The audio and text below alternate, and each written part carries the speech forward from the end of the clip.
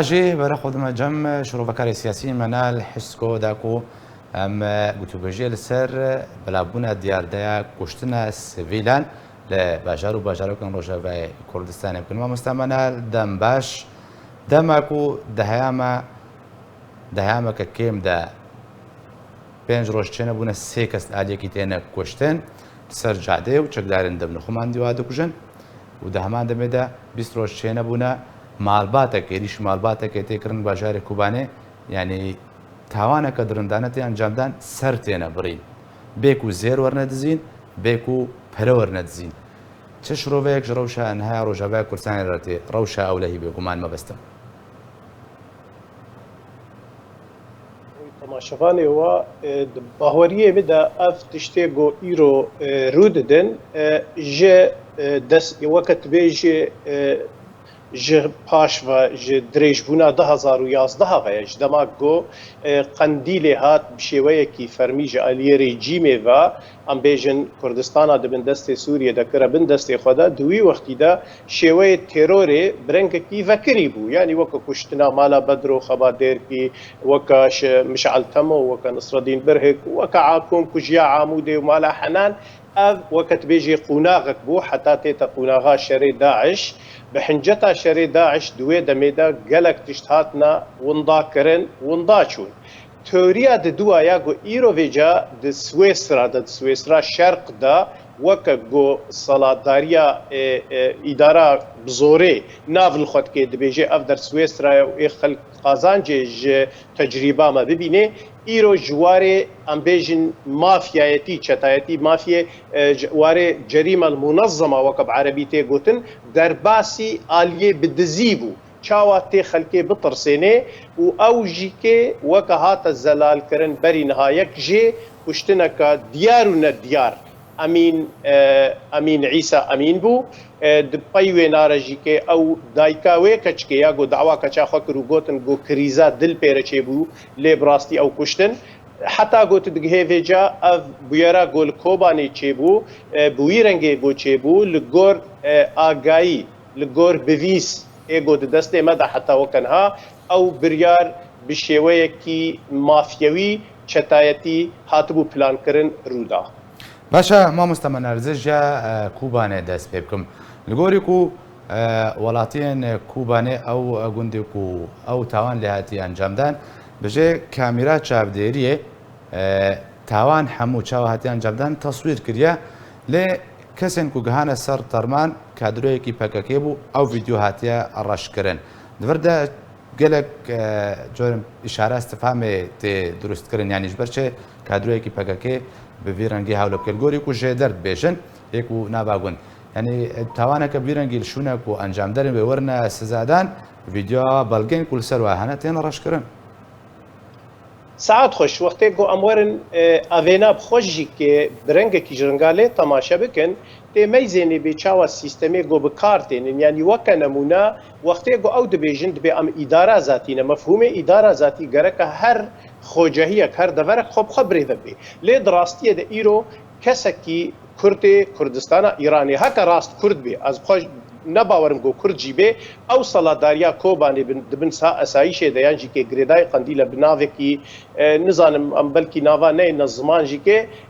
weke heval metîn yan jîkê ê dibin destê wî nada wextê got saladariya wir birêve dibin û tu dibînê ê got حکم جی لوی درید کن یعنی گروپی گوپی و گریدای نه خلکی کوبانی نه جبوی خاطره گوجوار حسان به و جریمه ویرنگی بکن یعنی وقوا آنی زمان کامیرا ددن خویا کرن و 6 کس سر و چاوی و گرتینا حتی گوتین نزیک مالاوی جی که پشتی نزیک گمال دبن جنوب را کهربا تیقت کرن گلو لوی دری چاوا یعنی اف کهربا چما قطب پشتی نزیک بون دو اف کسی ها کسی کی گوشخورا ام بیجن تجارت که یعنی پرا دکریو دفروشه زیرا دکریو دفروشه دما اف کتنا مالاوی دجی که تشتکی بویرنگی نهات یکرن او جی صدمه وینا هنکی ندیارن لی کشتنا هوانه بویرنگی هاتنه کشتن و پشتی و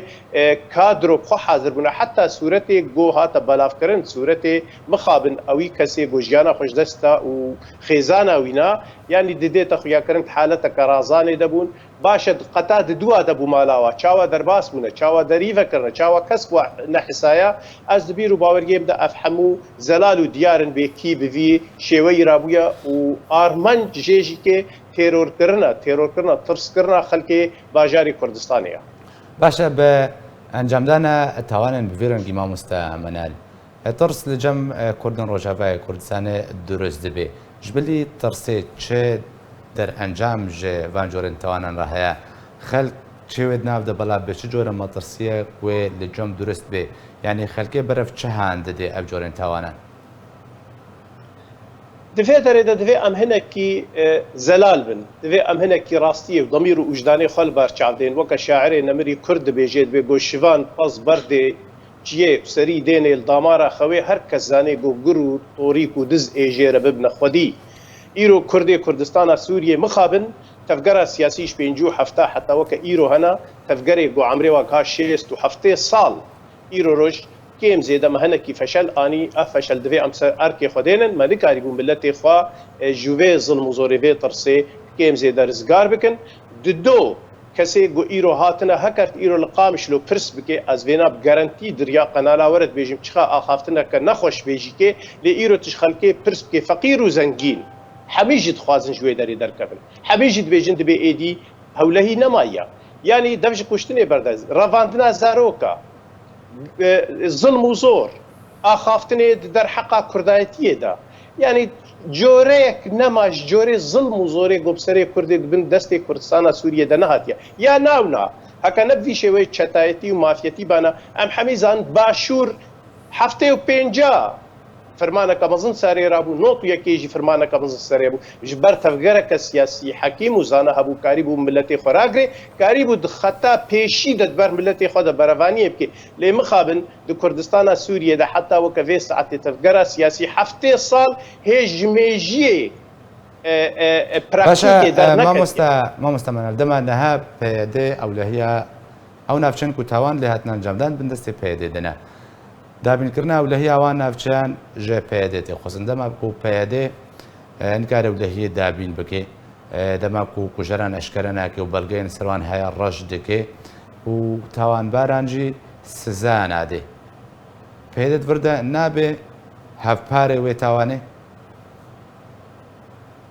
ez bi rastî jî ki ez ecêb dimînim dema ku em dibêjin peyedê mervaniyet ber miletet ya PKK başa PKK bi hişkare û zelal Kurdistana Bakur bi carekê tarwar kir başa PKK bi hişkare û zelal qedepa Îranê pêşmergê qedepa Îranê ji paş vekuştin başa bi hişkare û zelal PKK Şingal û Kurdistana Başûr bi çendê pêşmerga teror û şehîd kirin başa PKK û PYD Kurdistana Sûriye bi giştî firot ji terorê ji kuştinê ji qetlîamê pêva çi encam dayiye yek encama tenê got mabû got îro jî kê ene kesê dixwaze buware guftûgoyê bike dibin siha navê netewî de ew jî kê kesê saladariya we derdikevin ene kesê bi xiyanet û bi emalet û bi irtîzaqê didine zelal kirin yanî heta kengî em ê xwe bixapênin PYD proje dijmin e divê vê rastiye zelal bikin ezîzê min divê em rastiye li ber çavê xwe dêrin proje Îranê ye proje Tirkiye ye proje Sûriye proje Hejda Şe'bî û Iraqê ye yanî eva hatine والله ئەوە هشکارەت بێژن بەسفیات کێ مەگوهێ خۆگرتنە ئەم ناخوازن حس بکن ئەv هاتنە دەبێت چ تشتێکی کوردایەتی هەبێ دەبێ ئەم پوچ بکن نابێت تشتێکی کوردی حۆلێ دابێ یا ناونا وەختێک گۆ کەسێک دەبێژێتە دەبێ ئەم کارن سووریە هەمچکی بپارێزن یا برۆ ژهلاتی هەمووکی ڕزگار بکن و تا ئیرۆ بۆستێک عەردار ڕزگار نینە îro tu nikarê